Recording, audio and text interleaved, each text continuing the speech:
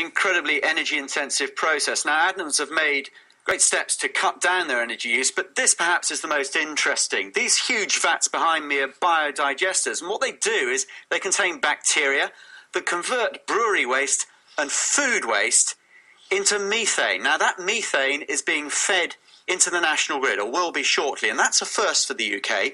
Let's have a word with the Chief Executive of Adnams, Andy Wood. Andy, why are you doing this? Well, this is a UK first, as you've said, and brewing is a very energy-intensive business. So anything we can do to reduce the impacts of that from an environmental perspective, but also lower the costs of running the business, has got to be a good thing. In terms of quantity of methane, what are we talking about here? Well, we're talking here enough gas will be produced to fuel 235 homes.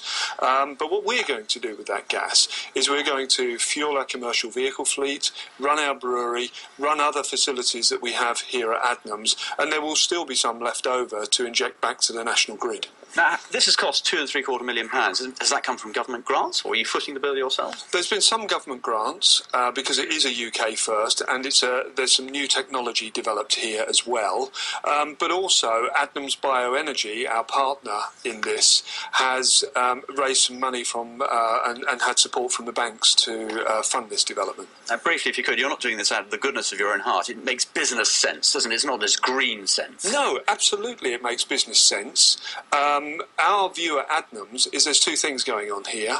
One is the cost of fossil-based fuels are going to continue to rise, and the second thing is that people who pollute are going to continue to pay.